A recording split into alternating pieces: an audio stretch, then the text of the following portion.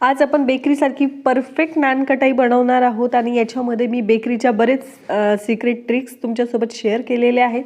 त्याच्यामुळे तुमची नान कटाई आहे ती प्रत्येक वेळी एकदम परफेक्ट तयार होईल. त्याचं टेक्स्चर पण पाहू शकता. तर व्हिडिओ शेवटपर्यंत बघा, म्हणजे तुमची नान कटाई आहे ती प्रत्येक वेळी परफेक्टच होईल. तर इथे आपल्याला ड्राय इन्ग्रेडियंट सुरुवातीला चाळून घ्यायचे. तर बऱ्याच जणांना कन्फ्युजन होतं की तुम्ही अर्धा कप सांगता आणि 1 कप घेता. तर हे मेजरिंग कप्स आहेत, 1 कप, अर्धा कप आणि 1/4 कप. जर तुमच्याकडे कप्स नसतील तर तुम्ही एखाद्या वाटीचं मापसुद्धा सेट करू शकता. त्यानेच सगळे इन्ग्रेडियंट्स आपल्याला मोजून घ्यायचे. तर मी इथे 1 कप मैदा घेतलेला आहे. मैद्याच्या ऐवजी तुम्ही गव्हाचं पीठसुद्धा घेऊ शकता. अर्धा कप आपल्याला बेसन पीठ घ्यायचं आहे. तर सगळं आपण चाळून घेणार आहोत एकत्रच, म्हणजे सगळे इन्ग्रेडियंट्स व्यवस्थित मिक्स होतात आणि त्याच्यामध्ये हवा भरली जाते. 1/4 कप याच्यामध्ये आपल्याला बारीक रवा घ्यायचा आहे. बारीकच रवा वापरायचा आहे. जाड असेल तर तो मिक्सरला फिरवून घेऊ शकता.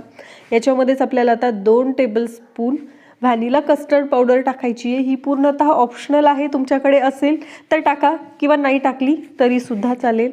आणि याच्यानंतर याच्यामध्ये आपल्याला अर्धा टीस्पून बेकिंग पावडर टाकायची आहे. जर स्पून्स नसतील बघा तुमच्याकडे मेजरिंग स्पून, तर याप्रमाणे आपल्याला मोजून घ्यायची आहे. असे चमचे तर सगळ्यांकडेच असतात. आणि तेवढंच आपल्याला सोडासुद्धा घ्यायचा आहे. तर मी अर्धा टीस्पूनच याच्यामध्ये सोडासुद्धा टाकलेला आहे. आणि हे सगळं आपल्याला चाळून घ्यायचे, म्हणजे सगळे इन्ग्रेडियंट व्यवस्थित मिक्स होतात आणि याच्यामध्ये हवा भरली जाते. त्याच्यामुळे आपली नान कटाई आहे ती हलकी होण्यास मदत होते. तर सगळे इन्ग्रेडियंट्स मी चाळून घेतलेले आहे. याच्यामध्येच आपल्याला 1 चमचाभर वेलची पूड घालायची आहे. मी सुरुवातीला विसरली होती. जेव्हा आपण सगळे इन्ग्रेडियंट चाळून घेतो तेव्हा जरी टाकली तरीही चालेल. याच्यानंतर आपल्याला दुसरं एक बाउल घ्यायचं आहे आणि त्याच्यामध्ये आपल्याला अर्धा कप तूप घ्यायचे. आपल्याला घट्टच तूप वापरायचे. पातळ तूप असेल तर मेजरमेंट चुकू शकते, पातळ असेल तर थोड्या वेळासाठी फ्रीजमध्ये ठेवू शकता. आणि 1 कप भरून साखर घ्यायची आहे. तुम्ही म्हणाल की 30 रुपयाची कॉस्ट तर तुपाचीच जाते, तर तुपाच्या ऐवजी इथे डालडा वापरू शकता. डालडा खूप स्वस्त असतो, किंवा मार्जरीन वापरू शकता. जे बेकरीवाले असतात ते तूप कधीच वापरत नाही, डालडा वापरतात किंवा मार्जरीन वापरतात. त्याने आपल्याला खूप स्वस्तात आपली जी नानकटाई आहे ती बनून तयार होते. साखर आणि आपल्याला तूप आहे ते व्यवस्थित मिक्स करून घ्यायचे. मिक्स झाल्यानंतर इथे एक बेकरीची ट्रिक सांगणार आहे. एका वाटीमध्ये मी पाणी घेतलेलं आहे. ह्या मिक्सरमधलं थोडंसं याच्यामध्ये टाकून बघायचे. टाकल्यानंतर पाहू शकता ते मिक्सर आहे ते तळाशी जाऊन बसलेलं आहे. हे मिक्सर आपण याकरता पाण्यामध्ये टाकून पाहिलं की हे किती वेळ फेटायचं हे बऱ्याच जणांना लक्षात येत नाही. ही खूप सोपी ट्रिक आहे.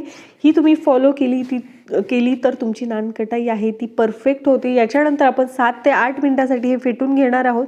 साधारण 7 ते 8 मिनिट झालेले आहेत बघा. तर आपलं मिक्सर आहे त्याचा रंगसुद्धा चेंज झालेला आहे. तर तुम्ही मध्ये मध्ये ब्रेक घेऊ शकता. परत हे मिक्सर आपल्याला पाण्यामध्ये टाकून बघायचे. आता पाहू शकता हे पाण्याच्या वर तरंगते. तर सुरुवातीला टाकलं होतं तेव्हा ते तळाशी जाऊन बसत होतं. वर तरंगल्यानंतर समजून जायचं की आपलं जे मिक्सर आहे ते रेडी आहे.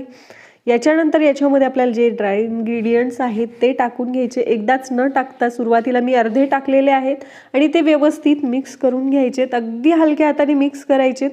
तुम्ही जशी कणिक मळतो त्याप्रमाणे मळलं की जास्त दाबलं तर जी आपली 7 ते 8 मिनिटाची मेहनत आहे ती वाया जाईल आणि आपली नानकटाई आहे ती चांगली होणार नाही.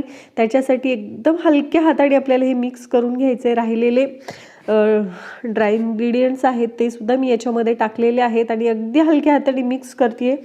तुम्ही पाहू शकता. जर तुम्हाला हे मिक्सर खूप जास्त ड्राय वाटलं तर तुम्ही याच्यामध्ये एखादा चमचाभर तूप घालू शकता.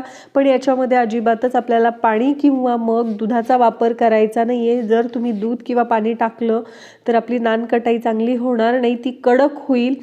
त्याच्यासाठी आपल्याला याच्यामध्ये तूपच टाकायचं आहे. हे प्रमाण वापरलं तर तूप वगैरे टाकण्याची गरज नाही पडत. पण कधी कधी मैद्याची क्वालिटीवर डिपेंड असतं की ती कशी आहे. की तुपाचं प्रमाण थोडंफार लागू शकतं पण शक्यतो नाहीच लागत.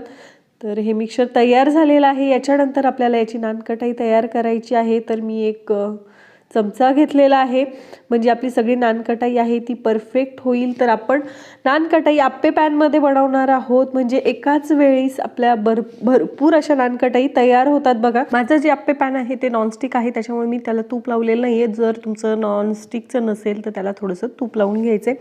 तर मी सगळ्या नानकटाई तयार करून घेतलेल्या आहेत आणि डेकोरेशनसाठी त्याच्यावर पिस्ता आणि बदामाचे काप टाकलेले आहेत. आणि गॅसवर एक तवा ठेवलेला आहे, त्याच्यावर आपल्याला आप्पे पॅन ठेवायचा आहे. जो खालचा तवा आहे तो जाड वापरायचा आहे, म्हणजे आपली नानकटाई आहे ती खालच्या साईडनी जळत नाही.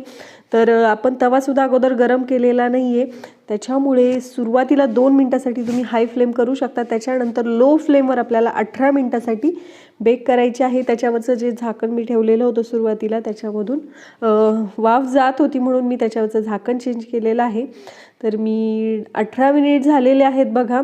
18 ते 20 मिनिट लागतात बेक व्हायला नानकटाई.